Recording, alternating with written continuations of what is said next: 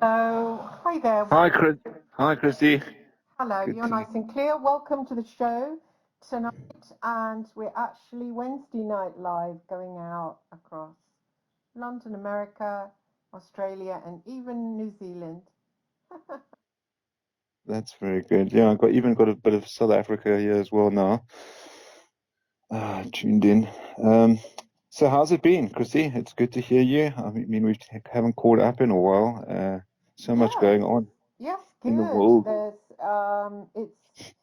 It's been it's been quite quiet actually. I think the newest thing was Sarah Adams's expo.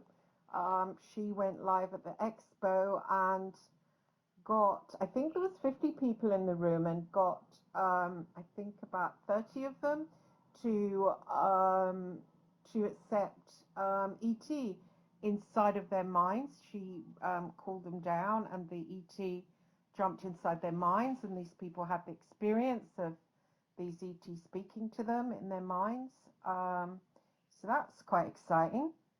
Yeah, I wasn't there. I don't get to go to these expos and things, but it does sound like I missed something there in Los Angeles with the expos. I mean, I'd like to possibly have that experience myself. It sounds interesting. I mean, how would one define this Well, experience? I had the experience. I'm in her. She does a weekly multi-dimensionality, like a group, and I think you can join it from, I don't know if it's her Facebook page, but people can join, and she did that in the group, and I think, how many, there was about 30 of us, I think, at the time, and not everybody experienced it. I experienced it. It was really good. It was really cool. So you just kind of lay back, and then she talks some like light language, and then you kind of feel things happening to your head, and then this, for me, my experience was this being came in that he had long grey hair, he had really bright jewel green eyes, and she said, now if you can see them, and I saw him like really banging into my brain, like massive, and then she says, you can ask them a question. I mean, my question, first question was, I said, where am I from? He said, Aldebaran, which I've heard that before. I've heard that before from other. I still don't really know what that means, but I have heard that before. And he was really fascinating. I mean, she held them there. She held them there for maybe about 5 minutes. So I was interested to hear that everybody had experienced that. I mean, I found him very, very interesting. I mean, I can speak to creatures because I'm a psychic medium. I can speak to people that have crossed over, friends of mine that have crossed over, and sometimes like jinn and angelic beings, and I can communicate with them. But I must say that was really, really clear, like such a clear picture of his. Yeah, no, I guess this is a topic I do think about. I mean, I have a part of my mind, I guess, a partition that is for this kind of, I guess, for me, what we're talking about, how I would interpret it, is sort of like a spiritual projection, or this is why I think it goes into a way of focusing on, firstly, the person involved that is having the ability, the image or the color or the sound that's involved, that will allow people to project themselves into you, and that can open portals for other beings to come in, or they can project themselves into you as well. So it's a kind of projection that allows reactive responses inside of you. Some of them, like some people might be able to open a door in your mind that you might not be able to open yourself. In which case you could have visitors, and the you could have something like that. So this is how I sort of interpret it, and then what you're actually dealing with when the visitors come is sort of a combination of ETs, I guess, and also spiritual angel-like entities. So, depending on, I would interpret that to be more spiritual because it's a non-biological entity. Well, Yeah, so you, I did ask her after what kind of ET that was. She did say specifically ETs. She then said it was a tall white. So the tall whites. Apparently, there was that thing Edward Snowden wrote about the tall whites that the Iranians had put in a paper that America had been taken over by the tall whites. So that was interesting. yeah, the tall whites are, I guess, according to what the information I've come across, they're supposed to be like some of the most highly evolved, sort of, I guess, archetype species of the alien race, very peaceful, intelligent, sort of almost the directors in some cases of other alien groups. I don't,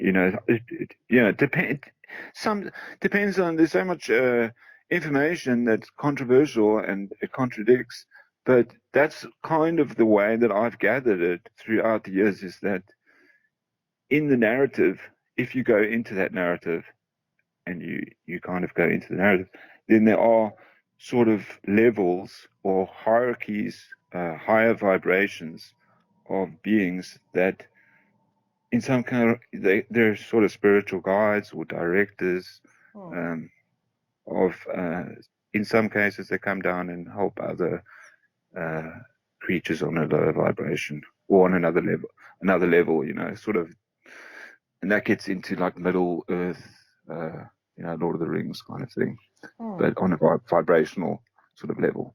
Yeah, I don't think it's hard for me to think that they're maybe like interdimensional spiritual beings, but I don't know, are they beings? I mean, no. Yeah, well, I think this is why Sarah, as far as I know, Sarah, I do follow Sarah quite a lot. I don't communicate as much with her as I'd like to, but she's like into multi-dimensional. So multi-dimensional stuff is very broad topic, and ET is also a very vague topic. So ET can fit, you could squeeze ET into an angel in this reference. So ET is very vague, but alien is more relating to biological. So using ET is much more, it's a wiser choice of description than the choice of alien, I would say. So, and then when you've got, like you said, like these multi-dimensions, this would be this sort of interpretation that I'm giving you, which is weird, this is a dimensional way of looking at things. It's not necessarily the truth. It's just a weird dimension. A dimension, from the way that I interpret it, mathematical, is sort of an angle. It means like an angle or a different way, a viewpoint that you can have that makes sense in a similar way that a metaphor would make sense in literacy. So it's like, it's kind of saying this exists, but it's like that, but it's not that. But it's, and everything, it's kind of. I'm sure there will be a time soon when they will announce that that the ET are coming down, because there's been too much talk about governments interacting with them. I can't imagine governments interacting with a reptilian, but maybe they do. You see, well, this is where a new conspiracy, you see, say that we're talking about ETs and we're talking about non-physical ETs, which sort of, say, hyperdimensional or multidimensional therapists and specialists are guiding. Then you've also got biological aliens, which are kind of people would call ET as well, but they're sort of different. They're flying around in UFOs, basically more material. They don't pop up in your head. So then you've got, are these ETs and the aliens at conflict? Are they totally different? You know. Hmm. So, and they seem to be, because they have contradictory information, and they also exist. You know, one of them is material angel-like, and one of them is. So I think we probably will have a situation where you will be more aware of these non-physical spiritual ETs, and the more you become aware of them, the more you will also become aware of the alien species or the physical, you know, so you'll actually start to experience both, Hmm. and that'll be conflicting. It'll be hard to know which way to go at that point. Hmm. And of course, some beings are jinn, you know. I mean, I encountered a being who told me it was Angel Uriel, well, an outpouring of Angel Uriel in the astral realms. But then I kept encountering him, and he was like, you know, when he encountered me walking the realms, he turned me into a bird, and it he struck me like he was a jinn, you know. Sometimes if you start studying the jinn, you can kind of believe that they all seem like they're jinn, you know. But I suppose jinn is the name for a spirit, but just the Yeah, jinn is these. You see, like you can say jinn, but it's such a, or a genie or a jinn. It's a very complicated topic, even though we all know what we're talking about, or a lot of people into it. But it's got so many dimensions, because I kind of think of a jinn as something that's sort of in the place between heaven and hell with supernatural powers, or an entity that walks the earth but doesn't ascend, sort of like almost a little bit above the position of someone in hell, but and have, you know, and mm, they can grant wishes and things like this, sort of like a I guess a rebel spirit, some kind of, with, you know, like a lineage from a high lineage.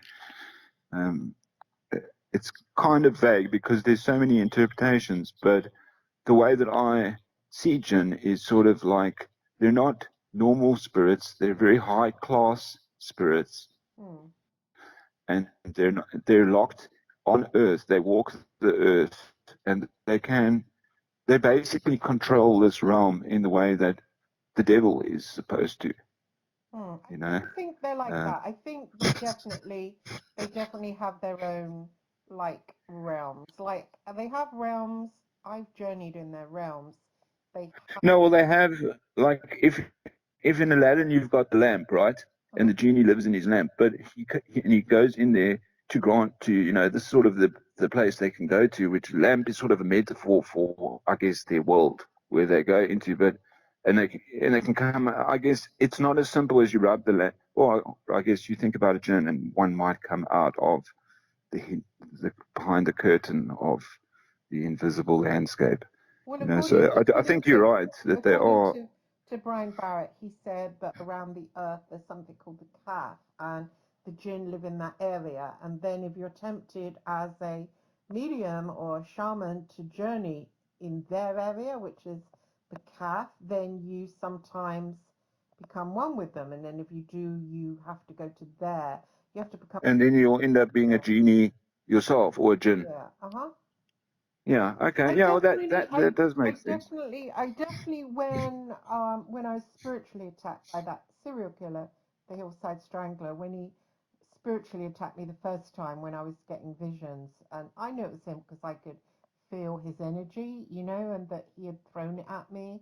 And but then the second time, years later, when he made a phone call to me, from obviously prison, I felt a weird, because I'd learned since then about spirituality, and I'd worked with an angel, I'd worked with sigils, and so I knew that he was attacking me, and I knew how to deal with it, whereas before I just sat there and took it. So I started to feel rats crawling all over me.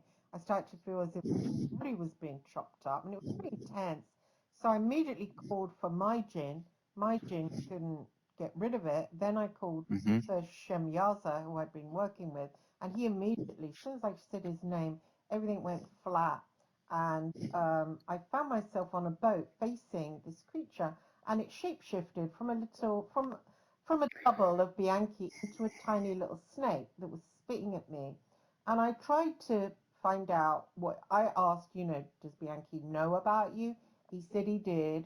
And then whenever I tried to, investigate that being, I saw it as panthers, black panthers, running towards, not any link with the tigers I picture I've got, but some a whole horde of black panthers that ran around him. And I think these jinn, they can shapeshift.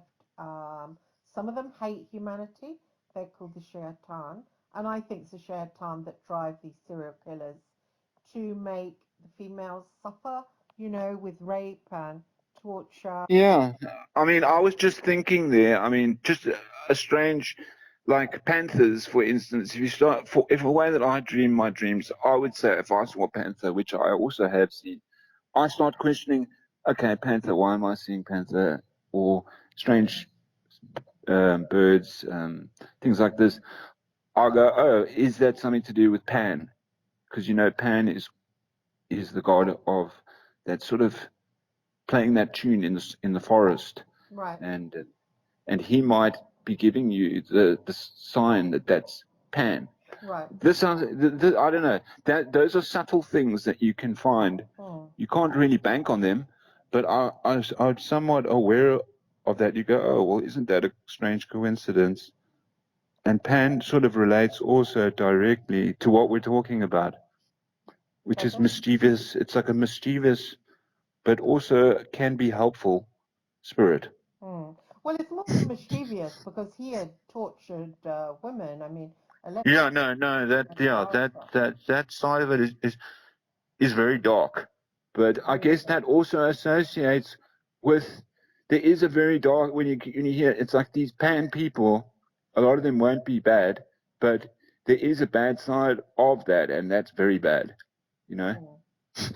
it's sort of like the dark side of Pan is very, very dark. But But I think that soon they will be showing themselves.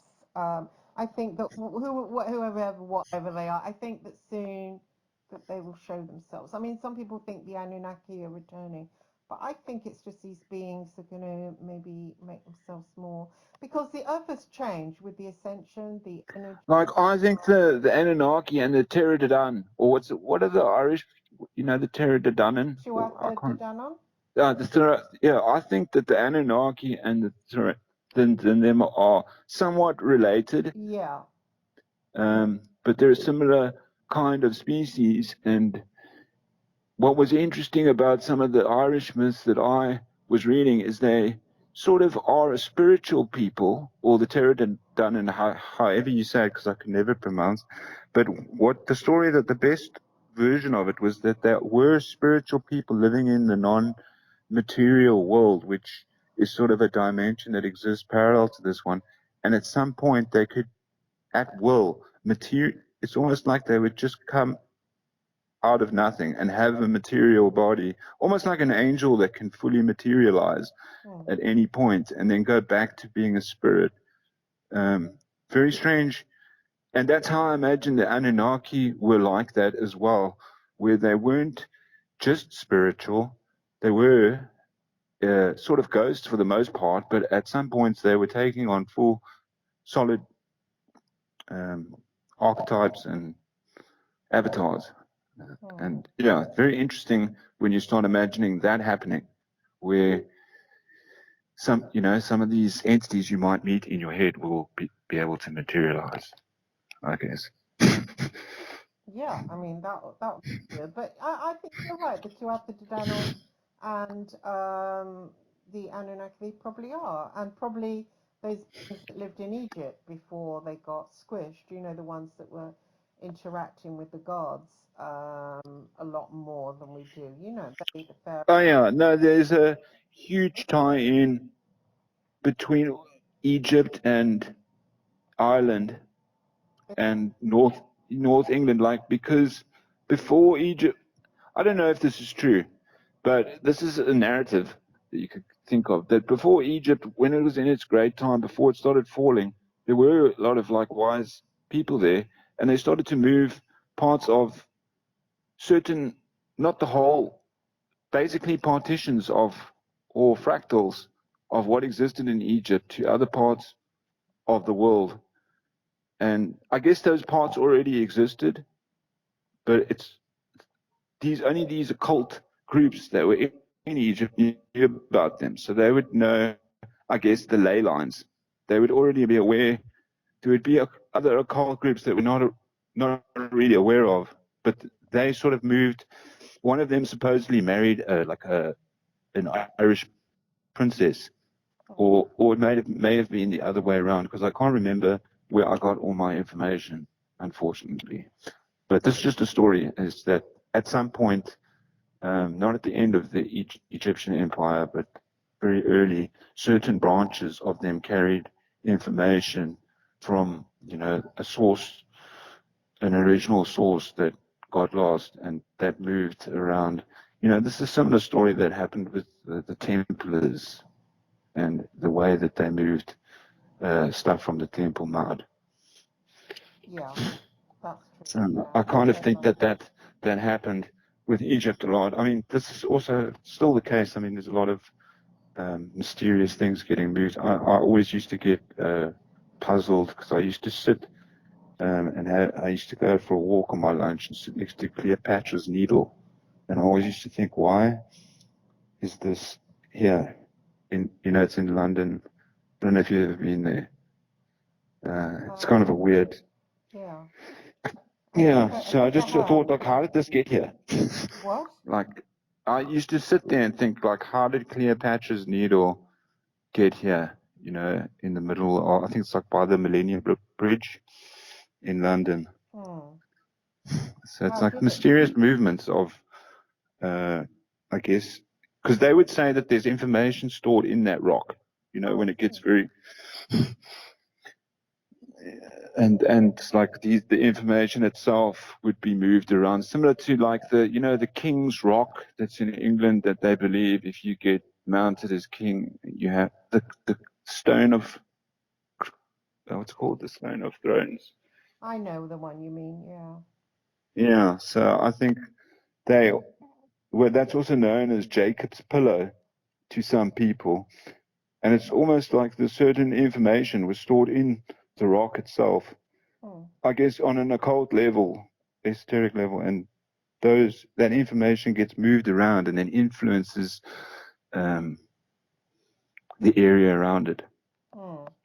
I think it would be nice now, people say those Anunnaki are returning, if we have a new control by otherworldly beings, because I don't think humans can do it very well. I mean, the world's like, it's in a right mess, isn't it, really?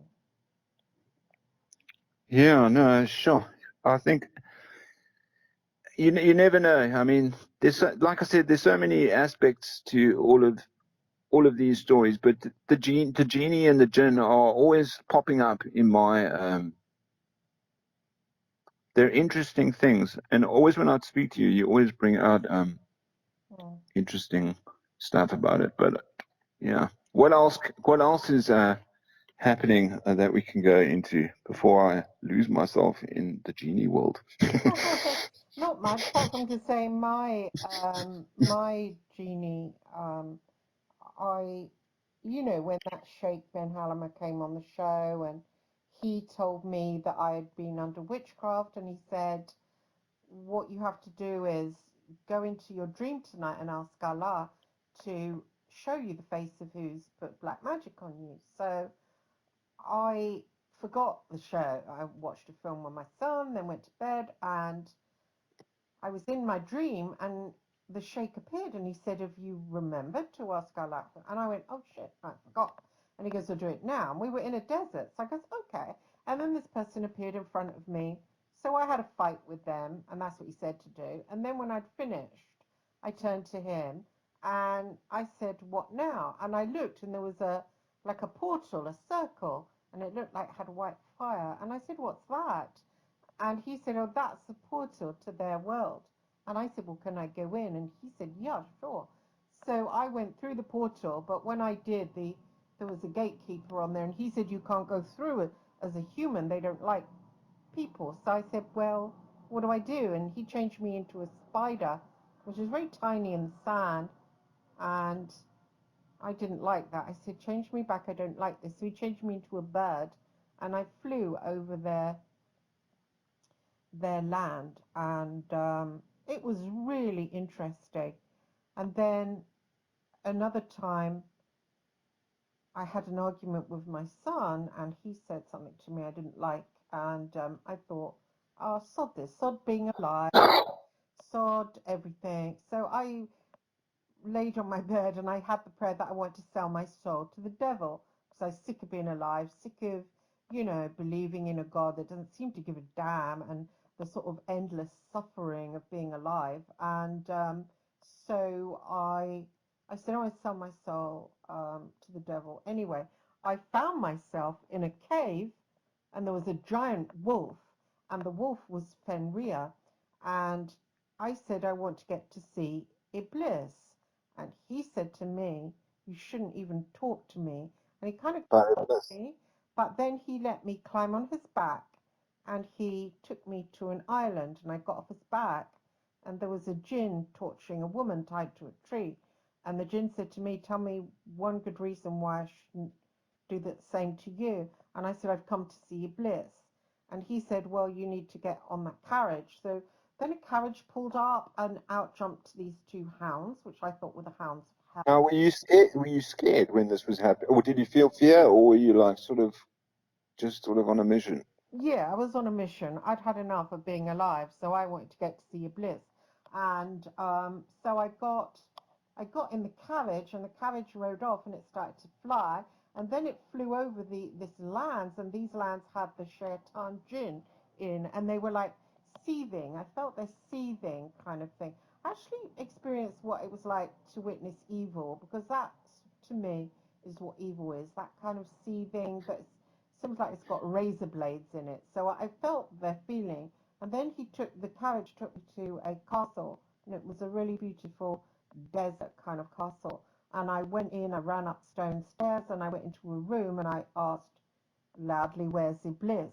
And all I heard was like a rustle, like the wind. And the wind, gosh, I can't remember what it said to me, but it said to me, I just have to blow and I'll blow you away. And then he turned me into dust. And I was busy saying, but I want to sell my soul. Here, take it. He didn't really want it. He just blew, and I dissipated into dust. And that was it, Yeah. really. I mean, I mean that just similar.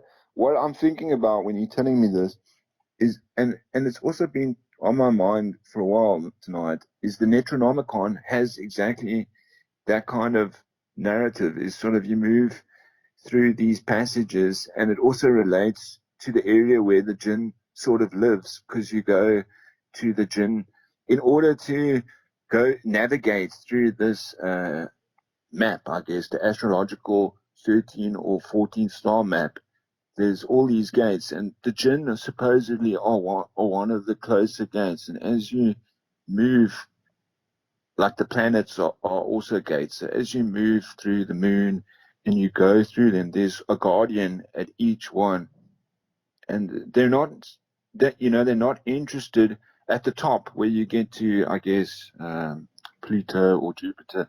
They're not even interested in souls anymore. They're interested in controlling the guy that's in the next.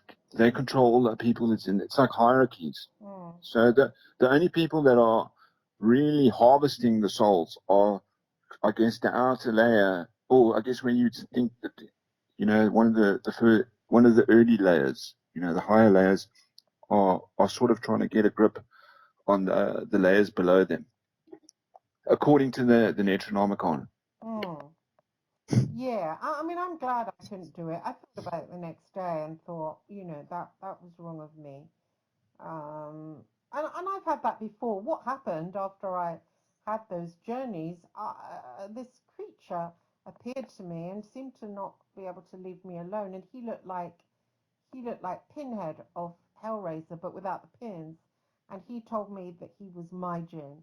And so I've interacted with him And then when I interacted with Shemyaza and Brian Barrett gave me a sigil, Shemyaza said to me, obviously in ritual, I had to, speak to him using automatic writing. He said to me to bring my Jinn flowers. And it is a thing that you do. You do bring your Jinn. And then he said something about for 10,000 moons, your Jinn will worship me. I mean, there's all sorts of weird stuff, but I have made contact with my Jinn, but I don't know what you're supposed to do with your Jinn. I don't really want to get into. I mean, Well, yeah, I guess as Jinn. long as the jinn doesn't want to kill you, then that's as good. It's like kind of having you don't really want to marry your jinn, I guess. I don't have a jinn, but if I did have a jinn and I needed one and they're around, I'd be like, nice to have you around, I guess, as long as you're not trying to fuck me up, you know. Mm, So mm. yeah, that's the kind of attitude I'd have with. I've had an experience not with a jinn, but um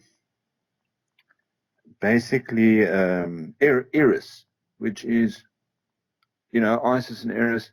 I've had an experience where Eris was there. Well, I actually had a very weird experience with where I had polar opposites, and I had sort of Eris and Isis that were not sure if they liked me or hated me. So I was like, if I was going to get into trouble, I was going to take it from both of them. And then I also had a situation, I had another situation where I was with the devil and God, and they were also like, the God was like, I'm not sure if I don't like you. It's like they were both going to take the same stance. So I couldn't really, I was stuck in the middle between, I was like, opposing, but I seemed like an opposition to both of them. Mm. So this is an experience I had a few times where it could have gone both ways. It was like I'm either going to be the enemy of two the two polarities that I would hope one of them would be on my side, um, or I'm going to be in love with both of them at the same time, uh, which is also very weird. You're not sure which way it's going to go. So you're kind of terrified, but also quite excited. Yeah, yeah, it's interesting. I wondered why my Jinn looked like Hellraiser. I thought that was a bit spooky. I mean, why doesn't he look like nicer?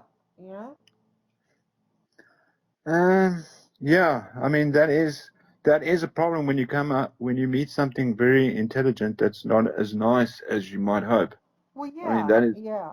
And that is a real disappointment. well, it wasn't a disappointment. It was like, why does he look like Hellraiser? Because that wasn't a very nice being on there, was it?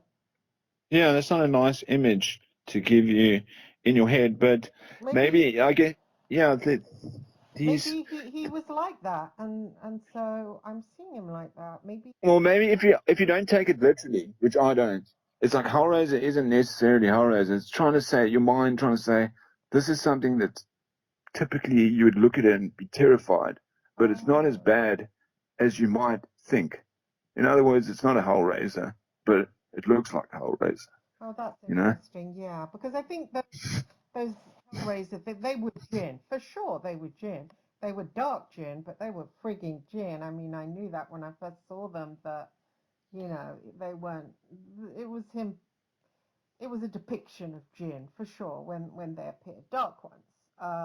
But definitely Jinn. But he had some interesting adventures for me. He let me travel through his eye sockets, and when I traveled through his, they were very black, and when I traveled through them, he said, Mm-hmm. I find it in pain to be alive, and I do. I don't like it. It's not my thing, right? And he said, look, and he took all my organs and put them in jars, and he had them on a shelf. He said, let me relieve you of being alive. And he put them in jars, separate jars. And they said, you feel better? And I said, well, yeah, I do feel better.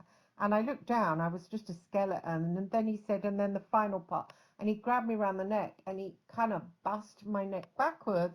And then the bones fell away. And I was just suspended there in air, and I was nothing, and it felt amazing, you know.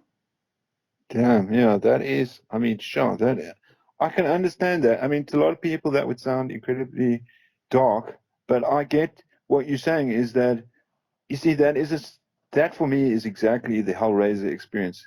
You're saying something that typically would seem like hell, but you're saying it didn't feel that bad, and it's not as bad as it sounds. It's actually, you were there and you still existed, but it's got this surface that looks horrific. Did it look horrific? Oh, in my mind, just you getting, I'm thinking of you getting, losing your organs and them all going into a jar. It's not exactly the sweetest thing to imagine, Oh but I yeah. understand, it's got a kind of horror aspect to it, but you're Hmm. saying that it's also kind of orgasmic, or it relates to something that you wouldn't suspect. It's Well, it's kind of mysterious. he was trying to say to me that he showed me my brain and he said all the worry and all the fear and look what it is. Like, I worry a lot and I'm in fear quite a lot. And he was saying to me, it's just something in a jar.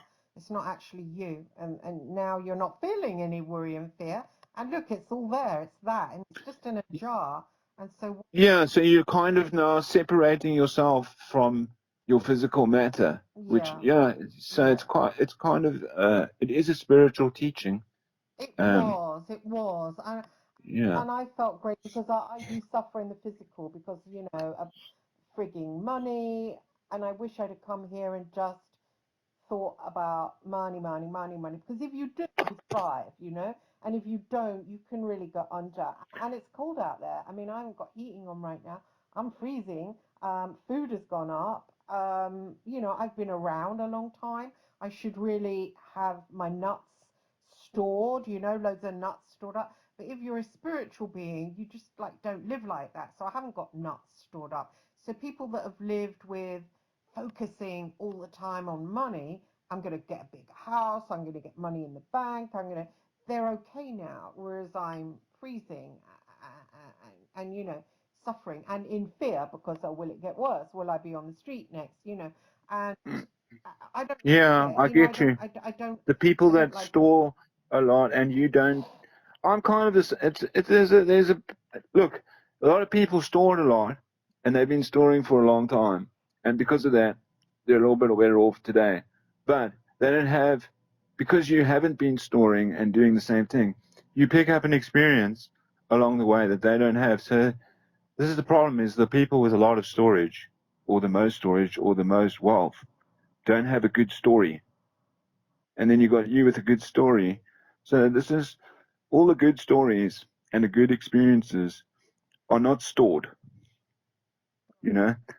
So you still are having a good. This is a way that I would perceive you, or a positive way to see the opposite situation is that there are a lot of people with a lot of storage, but it's incredibly boring. Hmm. Whereas your mind is very active. They're basically sorting out their drawers, you know. They Hmm. don't have these thoughts coming in their head. They're battling for something to find on Netflix.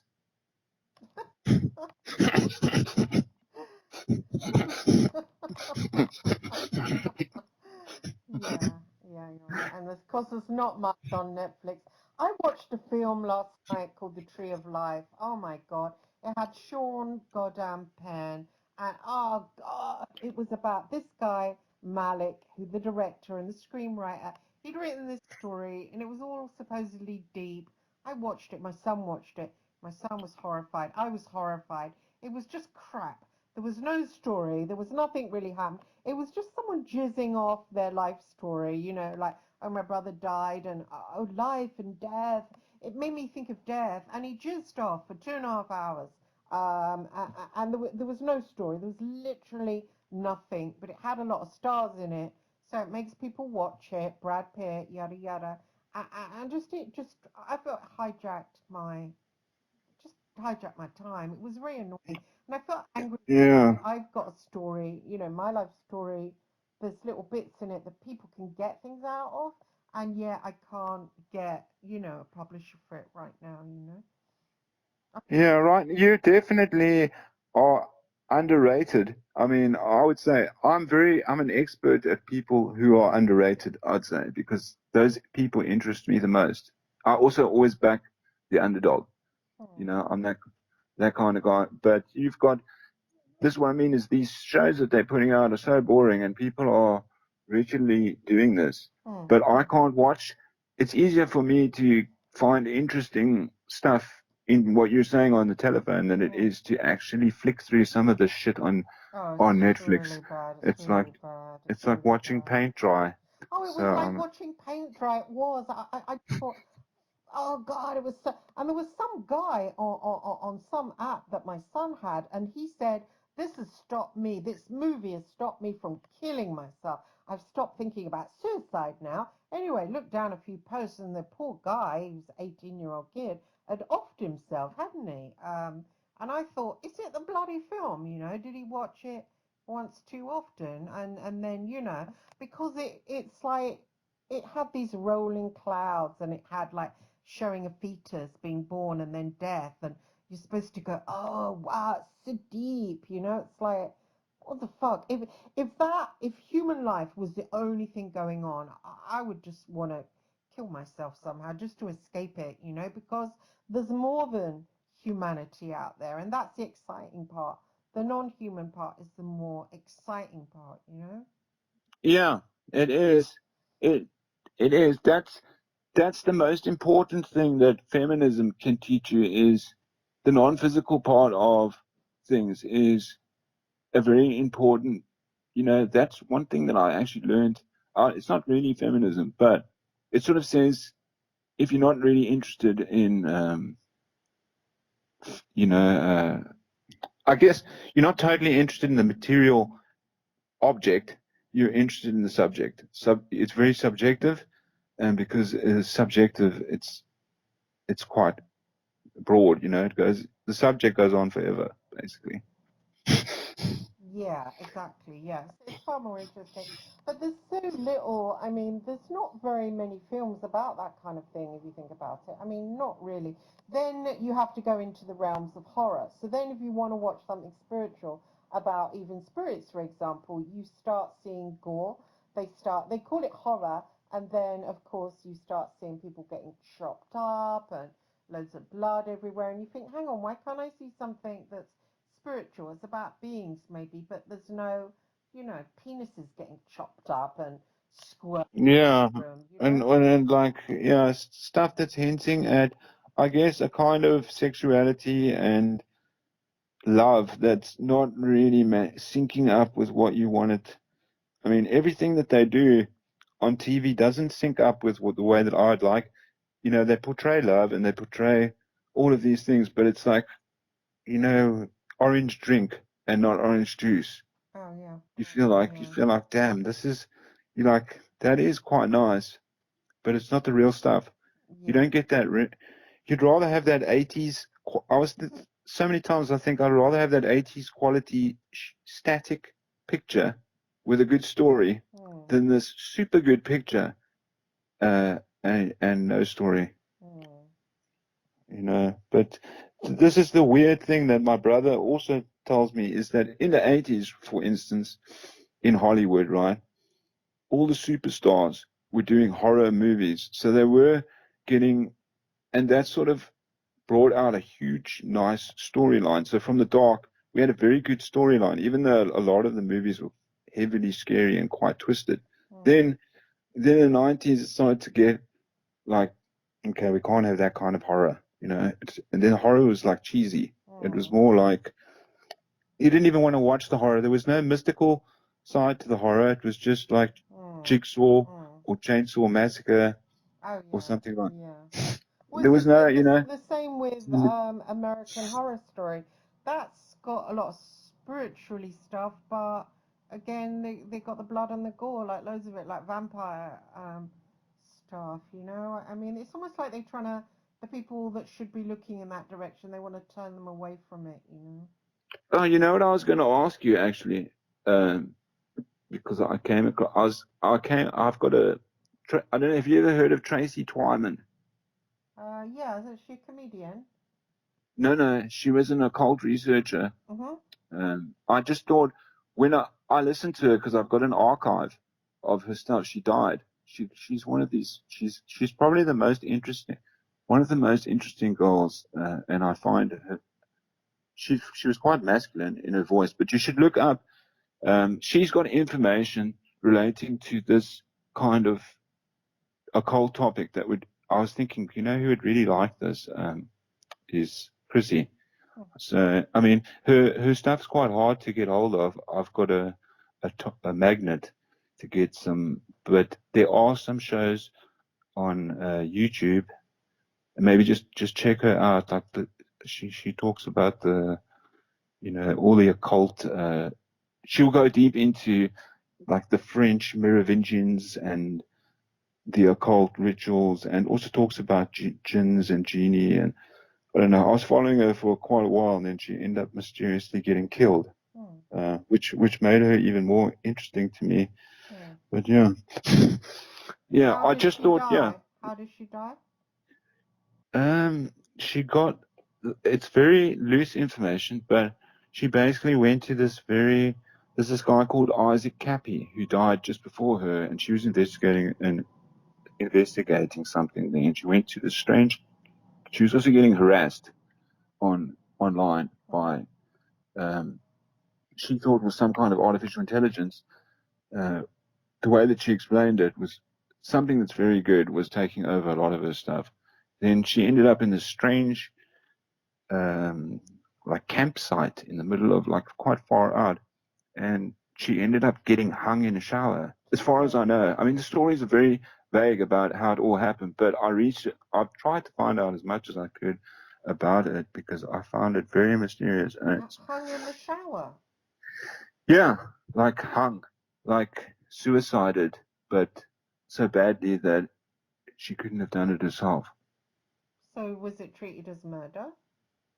It was treated as, I think, an all unsolved case, or there's not much information on how it was treated. So was this in America? She's American, right? Yeah, I mean, unfortunately, the conspiracy world. I try to make a church. I made a comment because she used to do a show on Jimmy Church and people. I made a comment there, but the guy deleted. I mentioned her and he deletes my comment. There was a very strange vibe about her. She was very good, but not a lot of people liked her. So she was like she was getting a cold shoulder from a lot of people in, I guess the spiritual, that whole circuit. Yeah. They're suspicious, that lot, some of them, Yeah, so I mean, that's why I was kind of. She does get very deep and very dark.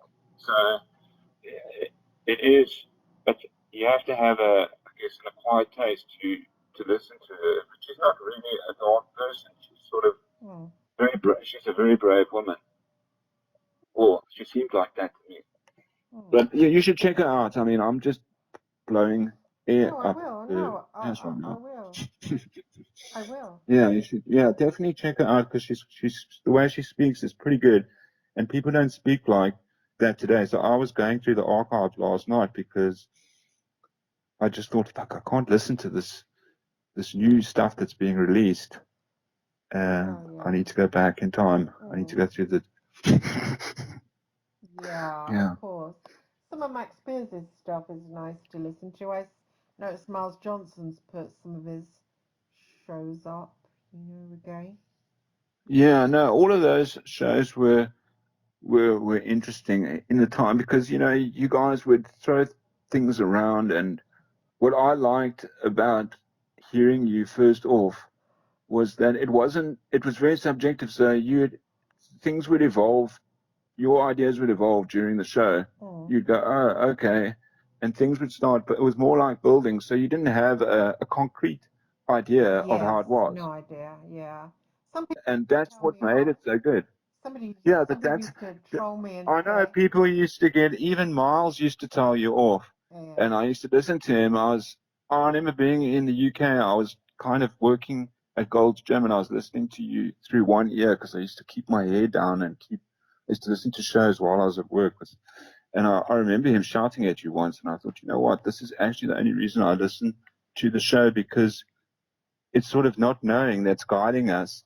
It's not Miles knowing that's guiding, or for me, I was looking at it like it's the non-knowing questions that are leading us into interesting. It's a question that leads you to somewhere. It's not necessarily an answer. You go, oh, that's a good question, and then that will lead you. And that used to happen. People were like, "Oh, shut up, let Max speak." But I was doing it because I had a lot of questions around then, like masses of them. So I felt like saying to them, "Get your own show then."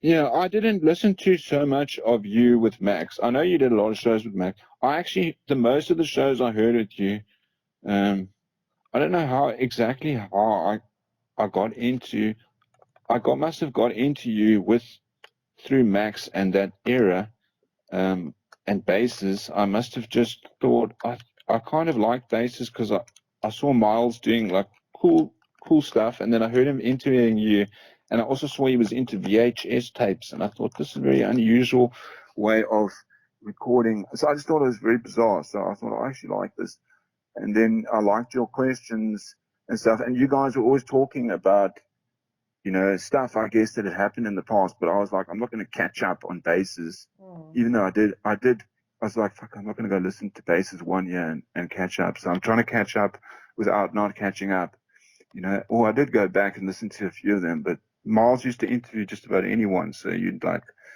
be like wondering whether you're going to get a sort of a lucky packet when you put on, yeah. I wish he wouldn't do that.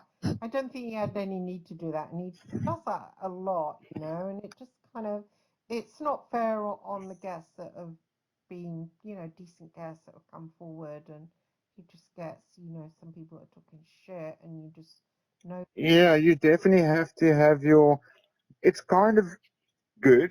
I mean, you have to be listening and you go, okay, that person was very good. This person's terrible. But the fact that it's like, it is a lucky pack, it used to be annoying, and very contradictory. I just like the fact that you give some people a chance that would have contradictory information. But some of the questions that he would ask were ridiculous, or the way that he would sort of try to lay down the facts sometimes.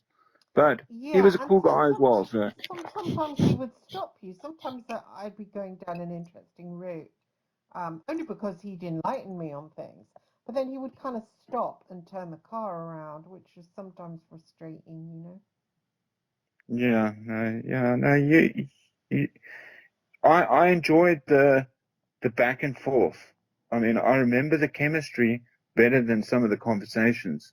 Yeah. You know, when you're enjoying like just bumping around words, it's like, oh, that was a good little, But you he know, it was, started doing that. You know, somebody posted on Facebook this thing about this guy, Michael Aquino, in a group and said he was responsible for mind control.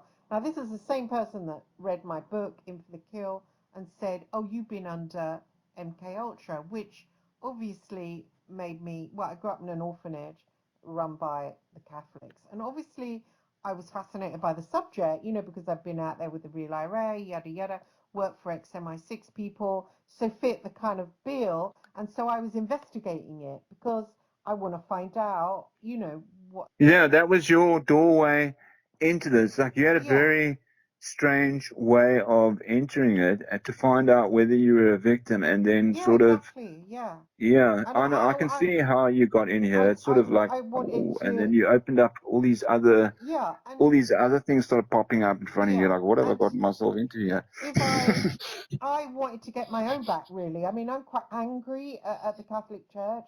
And if I find out, you know, if I'd have found out, oh, not only did they pass me to paedophile, but, you know, they were using half of me as a hijacked slave and sold me on. So I wanted to find out because I was already angry with my kids' home. My mother had recently died. She left all the money from her house to the Roman Catholic Church and the orphanage where she got us from. So it seemed like a cult, and you know, I'm still very angry with them. I mean, they passed me to these first cousins who were linked with the military, linked with the clergy, his sister was a nun. And so, if I've been so victimized by them, I want to get my own back. And I'll find a way to get my own. Yeah, no, I've got the same anger, not as probably as bad as you, because I think that you got it treated worse. But I have this, I have probably have a trauma from the little bit of the church. The same trauma that I had from school is that I'd go in there with a narrative about science at school, and they'd give me, and you can't have that, or you can't do maths that way. And I had the same problem at church where they go, oh, you can't see it that way, you can't do it that way. So anyone that was teaching me anything in my life was basically screwing me.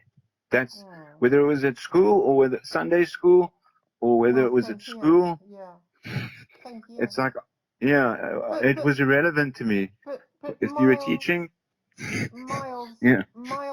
just recounting the story of what Miles did. I found this girl talked about this Michael Aquino, and so I thought that's interesting. Here's someone who invented the whole thing. So I tracked him down just on the internet, found an email, asked him for an interview, and had that astral experience that I've shared before. And I shared about the astral experience, got in contact with Douglas Dietrich again, just found him online. And then next thing, Miles Johnson was busy telling everyone that I was friends with him. Now, he'd only sent me two three-lined emails.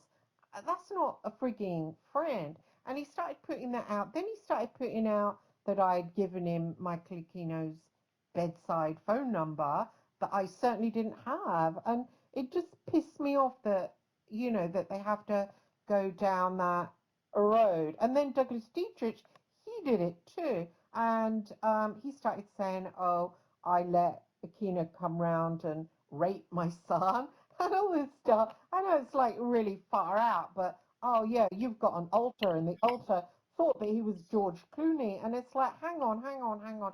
If I did in the past have that MK Ultra, I do believe that it ends at a certain time, and it kind of, I think 30 or 40, and I'm above that age now, and I've never lost time, never. I might have different paths, but I've never lost time. I'm very aware of myself. And so he kind of, that shits on my testimony, if you know what I mean. And I was talking to Douglas recently, and I said to him, I'd rather you didn't say that, it's not right. And he said, oh, but I thought that you had Aquino around your house. And sometimes when you were talking, this is an American, an 8-year-old cancer-ridden American. I'm in England here, yeah. And he said to me, he said, oh, sometimes when I was talking to you, I could tell that Aquino was lying in the bed next to you. And I'm like, what? I mean, it's all that kind of thing that really kind of fucks the truth movement up, you know? Yeah, no shit. The Aquino comes up all the time in this. The Americans are very obsessed with him, and I think they should let that go. Because, yes, he has got interdimensional power, but there's other people, even in the truth book. Brian Barrett has more Okay, look here. dimensional This is the power than way that. I, What? I see him in my story. The way that I interpret history is Michael Aquino basically was a middleman for the Church of Satan and what turned into be the temple. He was basically started the temple of Set. I know, But but wasn't wasn't the more he? important figure that no one talks about is Zena Shrek, who used to be called Zena LeVay, who went away with a guy called Nicholas Shrek.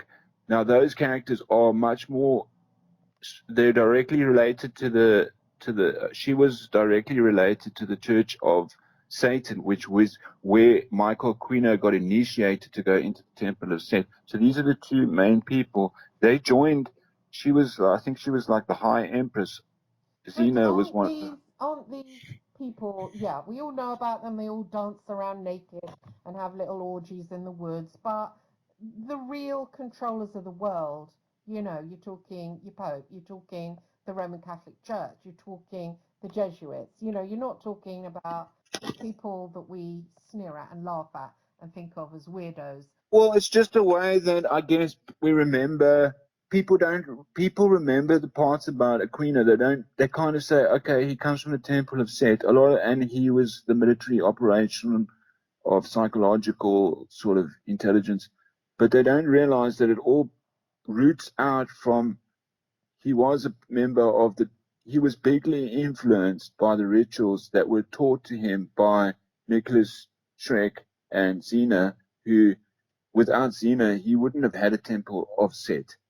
And then Zena went on to do like Buddhism and stuff. So he got left behind, really. In they left him. They left this guy behind, and because they didn't want any attention, they also got a thing called the Order of the Werewolf. Now, this is like another. These people don't want attention, so they just left Aquino there running the Temple of Set. But it is pretty. It's all very small. In my mind, I mean, it's a very niche area. It's small compared to who's controlling the world. I mean, Jesus Christ, the Roman Catholic Church that's Satan, as far as I can see.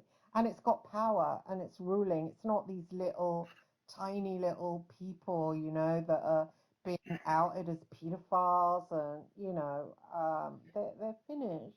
Yeah, no, well, what was so weird about it is that you had the Satanic panic in like 1988, where they were like freaking out about the Satan. But a lot of the people that were actually doing the Satanic panic were more, I guess, spiritually aware. Than it's not that they were. It's sort of like it was a total conspiracy. There was like very spiritually aware people getting. It's almost like a witch hunt that went on in 1988. And they sort of made people think that people are out there murdering cats and chopping heads off, and then they would go after these people in the media. And I think Xena got caught up in it because she wanted to defend her father, because her father was like, I'm not going to say, his whole stance is like, I'm not going to say anything, and she's like, well, don't you think that it's all a red herring for the real McCoy, which is all hiding in plain sight, like the church, for example, like pretending. The church is these. You see, all of these groups are breakaway groups. Like, I would say that there was a lot more truth. Zena was speaking more truth than the church that was interviewing her, which is like, she seemed more Christian, even though she wasn't identifying as a Christian. She seemed more Christian than the Christians that were. So she was basically trying to sell Satanism, except it sounded like goodness. So, and then you have a guy that's good. So it was very twisted, especially when you look at it in retrospect. So you have these people that are basically standing there with a big skull on their face, but then they start talking like they're very clever, very wise, and they're trying to change the narrative in a way that wasn't understood at the time, or so this is, and the same happens with like Discordianism. I'd say Discordianism, the Temple of Set, Anarchy, these groups, which are sort of fringe groups, and they don't agree necessarily with spirituality, and they've got, or like other cults, like anarchists as well. Like anarchy moves in a group that is very chaotic, but they're not Discordians, and these are groups that are sort of very small, and you don't meet people that are part of them very often, but then they also control quite a bit in the background. I don't find them a threat. I think what's controlling the world is a threat. I think the real threat is organized intelligence. China. Like actually, China, like proper organized intelligence, where it's not, you and I are like free intelligence, but when a lot of people get together to be intelligent, that's not intelligent. It's like a lot of people should get together for fun and stuff, but when too many people get together to get intelligent, you know that there's going to be an argument, and probably a fight. Hmm. Well, what brought up the Aquino thing is just that I think it spoiled the truth movement if people like, come out and say things that aren't true because people that haven't maybe come out and given their story, they hear that kind of thing and they think, oh, maybe someone will say that about me. I'm not going to come forward. And it stops people from coming forward and it, muddies waters, gives people bad names. It stopped me. Actually, it put a complete full stop against me investigating that whole MK Ultra mind control issue. Yeah, I got sick of it. actually, do I you know just thought, what? That's nah. something that I do remember from actually now listening to your interviews. I remember that Max was mentioning Michael Aquino, and I Mm, remember him talking about that. But I also remember that he didn't give a ground basis of the guy. So he was just like, this guy's military intelligence. He has to do with super soldiers, which I was like, yep, that's right. But I was like, his backstory is much more deeper than that. So it's mm. like it kind of led people straight into the military, and it's a military operation. So you kind of missed the whole occult aspect of where this guy has come from. It's like he actually infiltrated the mill before he was part of the military. They The infiltrated the the military. military the military part was quite interesting. I could have interviewed him, but because of all the other bullshit and bullying about it, I withdrew from doing an interview, passed it to Miles Johnson. But if I'd have interviewed him, I would have talked about Monarch, and of course, that's far interesting. And then afterwards, when Miles Johnson had finished, I asked about Monarch, and of course, he'd done the interview. Then he wouldn't talk about Monarch and basically said if I talked about that, I'd be shot immediately. So, and then he started saying, oh, it doesn't exist. But then he sent me this long, long diatribe about if you're referring to when you turn over in a pack of cards, you slowly turn a card and reveal the Queen of Hearts. And that really, really gave me a really strong reaction. I started to feel really cold inside, Yeah. really So, and uncomfortable. when did what was the year that he did this? That seems like a psychological trick because obviously your name is Hearts, Yeah, and then he knows he's going to play off that card, and you are interested in that particular story. yeah. So it's like you are relating to that character. So, and he's a dark guy, and he's like, I'm trying to show you this.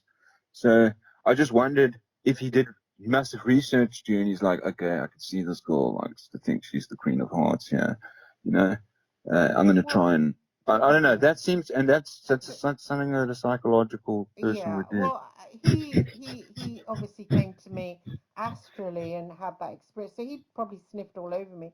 He was tasering me. He was pulling me out of my body for 3 nights in a row. He pulled me out of my body. Whenever I started to sleep, along he would come, tug me out of my body, take me to a room. In the room, I was reliving my childhood with my brother, who was like really bad, like rapey. My father, who did sexually abuse me, and my mother who beat me. And I was literally stuck in my room and I was hammering on the windows and screaming. And I was just reliving that over and over. In between that, he was tasting me, saying, who are you? Why are you interested in me?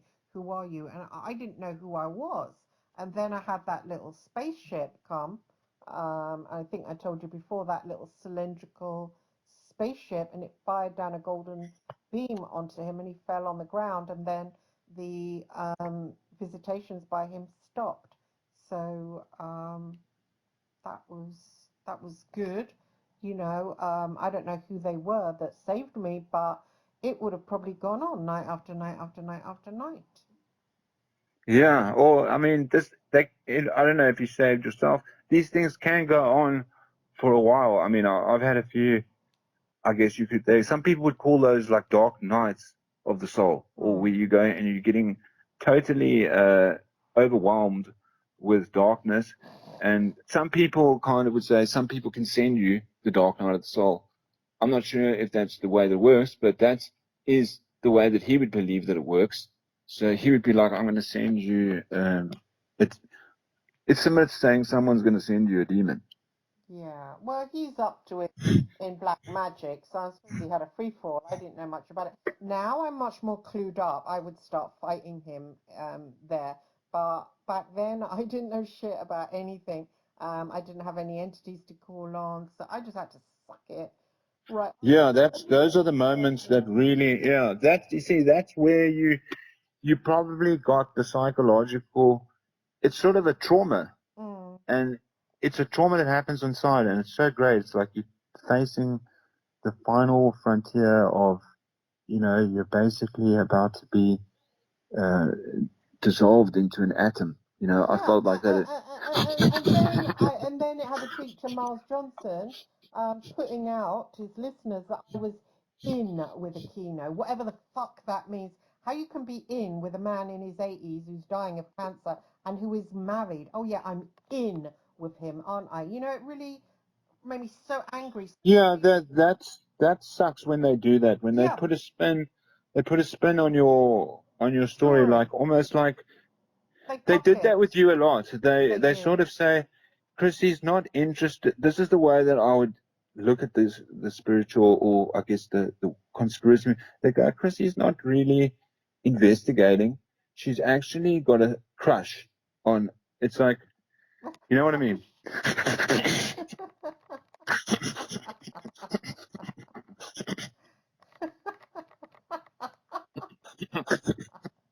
I did find Douglas Research quite sexy, but Aquino, he's 85. I mean, what the fuck? He looks like a squashed pea, doesn't he? He's got a fat face.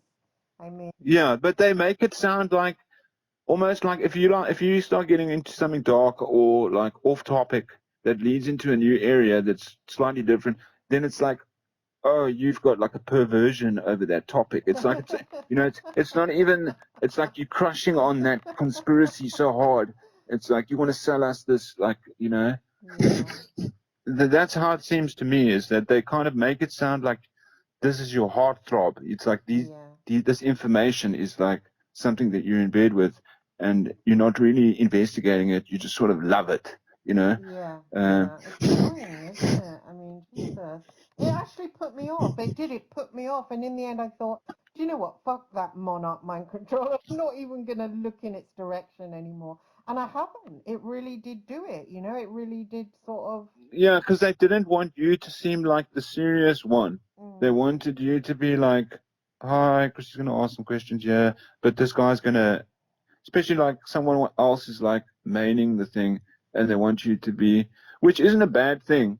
It's just that they would make it seem like, oh, you are that's such a terrible way. Like you'd point in the other way every now and again. Everyone would be going right, and you'd point left, and they'd be like, oh, that's such a terrible mistake, you know. mm, Meanwhile, it was actually a good thing. mm, That would happen all the time, and I would be like, damn, that actually wasn't a mistake. mm, It's nice to see because no one else would do that. You'd be like, mm. wow, Well, even if it is a mistake. I enjoyed the Miles Johnson thing. I bases 50, which was what I was. He actually gave that to somebody else, which I was very offended. And then he said, "Oh, yours, it just removed itself from the internet." No, it didn't, Miles. You took it down and you gave bases 50 to somebody else. And it's annoying because there were about, I don't know what, 20 shows, maybe more that I don't actually have. I don't have them, and they were valuable. They were valuable research, and just for people to listen to it, and it's wiped out now. I mean, what the fuck? Yeah, he ended up losing his whole fucking. He spent all his life collecting these things. I mean, this happens to a lot of occultists. They collect all the stuff, and then they're like, "Fuck, I've lost my videotapes and my books." Uh, this happens to a lot of the best guys. And always that best tape disappears. So I don't know what Miles was doing, but he seemed to me that he was working people for like, I'm backing this up. Everything's getting backed up on the double hard drive and on special tapes because we don't trust the cloud system. I think that he's got everything tucked away somewhere, and now he had his whole channel literally taken down, so he has to start again. So I don't know if he's going to put all the. Yeah, he'll have the raw the raw copies. I Yeah, think he will, probably. because that seemed to be one of his main interests. Yeah. I mean, it's one of the things I remember about him is that he was like a fanatic about, he didn't want to, he's like, I was like, who uses tape anymore? I used to wonder that, and I was like, it makes sense the way that he talks about it, but I was like, no one uses tape anymore. And then and then actually I started wondering, fuck me, maybe I should get some tape to start, because tape's actually very good to store things on over a long period of time. Like SD cards, and the way that we store our information doesn't really last very long. So I found out that tape is actually quite good after doing some research. It's sad that, you know, that basis thing did go down the Swanee, and because in its time, you know, and meeting up and all that, it was, I think Max Spiers dying really kind of just tore that all apart, really. Yeah, that was a bit of a shocker. I mean, yeah, definitely a shocker. I mean, that really woke me up. And I mean, this also happened to. I got accused of being involved in his murder as well. I mean, I couldn't believe that. What the fuck? Yeah, everyone was everyone still is a suspect, but Yeah. and trust me, there will be a lot of people that will have, even if it wasn't a murder, okay, which it might not have been. It's like a lot of people would have led up to that happening. It probably was. If it wasn't physical, it was definitely spiritual attack, you know, because he was getting popular. I do believe that for sure. Yeah, I don't really want to speculate too much about it, But they were because pretty sinister. She rang me the next day, the woman out there with him, and she was crying and she kept saying, "Oh, I'm sorry. I'm so sorry." I don't know why she was saying I'm sorry. I mean, you do say that when people have died, but I'm thinking maybe she was saying sorry that she gave him too much drugs. I mean, she brought them, Monica, this is, she brought them online. You're not really supposed to, or maybe she got them from somewhere in Poland and then, you know, dish them up to him.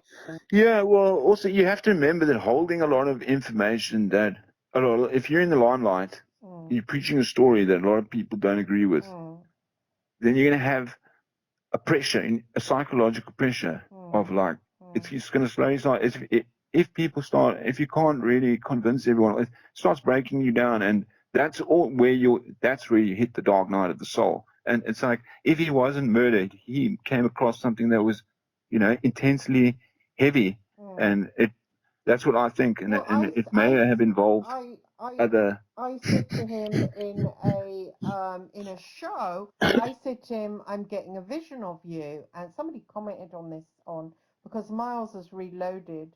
Maybe I think that show because someone commented underneath it, "Are you given a premonition of his death?" You were trying to warn him, and I think I was actually because I said to him, "I keep getting a vision of you," and he goes, "What is it?" Because it kept coming up, and I said, me and you are children, and we're sitting at a colouring table and colouring in, and there's men in hoods, and you're colouring them in black. And I keep saying to you, you can't do that, you'll get taken away. And he kept saying to me as a child, no, I'll carry on. And he was colouring really deep black, and I said, no, you've got to colour the rainbow colours. And he went, no. And next he got just taken away. And I recounted that to him, and he went, oh, Christine, I don't ever use black. And I think he missed what I was trying to tell him, you know. It was a vision, basically. I wasn't saying, and he went, I do a lot of art and I'd never use black. And I said, no, no, no, no, it's not that. But he just kept saying, I don't use black pen. And I thought, well, I don't mean that you use black pen. And somebody interpreted it and said, you were warning him because literally he was revealing the Illuminati and, you know, telling everyone that they were bad dudes. Well, they are bad dudes, we know. But, you know, you say it too loudly and, of course, you do get taken away and that means, like, death, you know?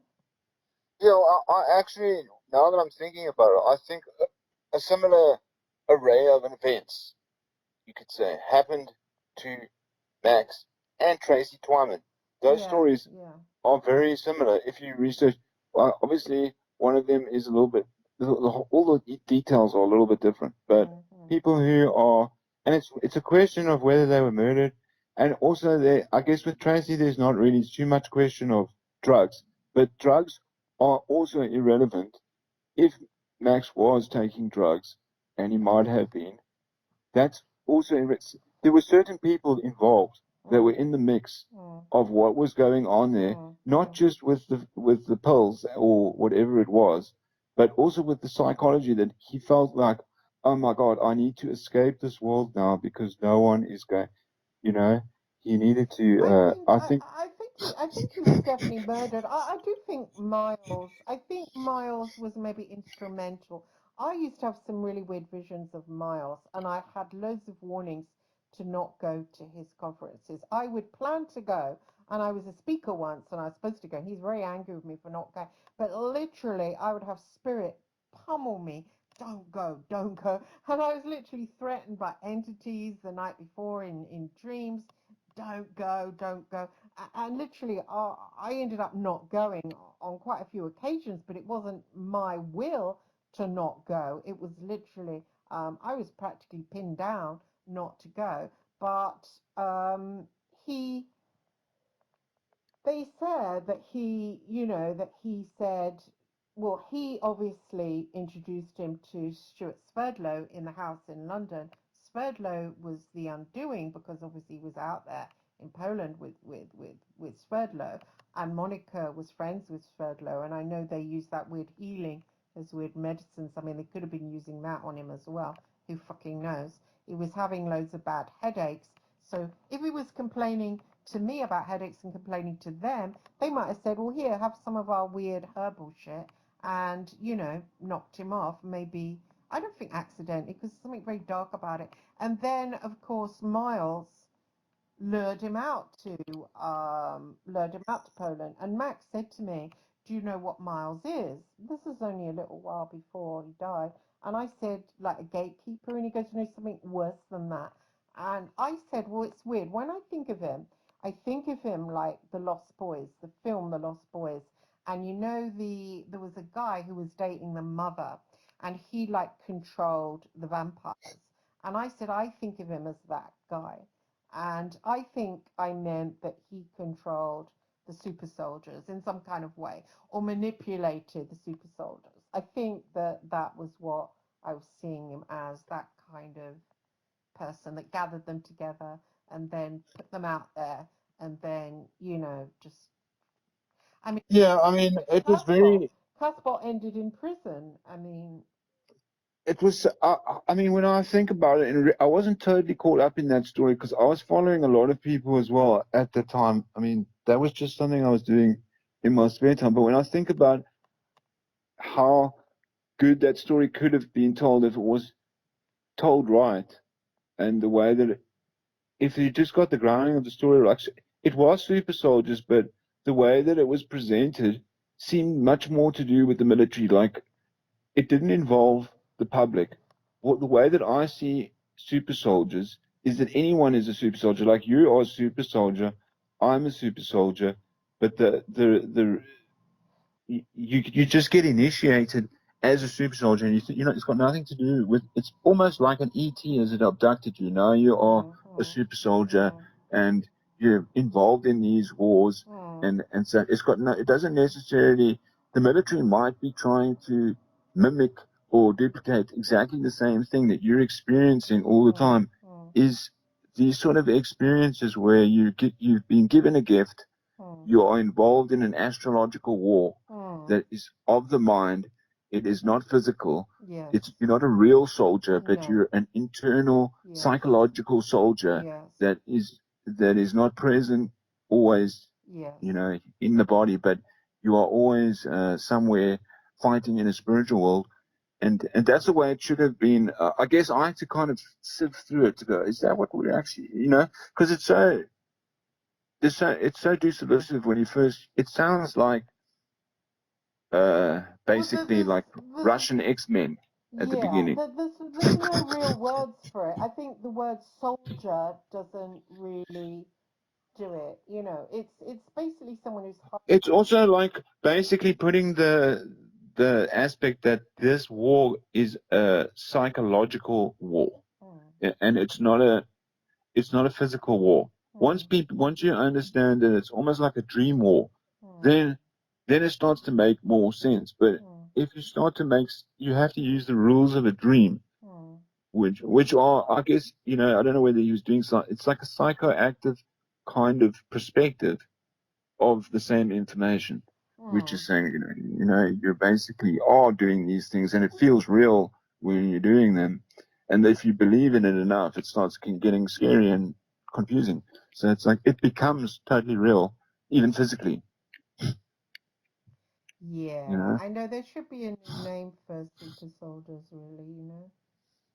Yeah, it's not a. I mean, it's just unfortunate that the word, when you think of it, you initially, your mind, just that word will jump you straight into the military where they've produced some super soldier because it's a government project. So you'd go, how could I be a super soldier? Because I'm not part of that government. So it's almost like you've been made a guardian angel. Yeah, Or exactly. something like that. Yeah, exactly. I've got to end now. We've come to the end of studio time, and thank you for being a great guest, and I'm sure everyone will enjoy the show. Yeah, that was very good. We got into a bit of everything there. I mean, we spread it around. I wanted to hit on Russia, but we can do that next time. Yeah. Yeah, we had a good chat, so you can just pump that up now, and we'll see if the people enjoy it. I hope Maybe there'll be. so. Yeah, I hope Say so. good night to everybody. All right, good night, everyone. Hope you have a great night as well, Chrissy, and I'll speak to you soon. Thank you. Good night, everybody. Thank you for listening. Good night, Adam. Take care. Good night. Bye. Good night.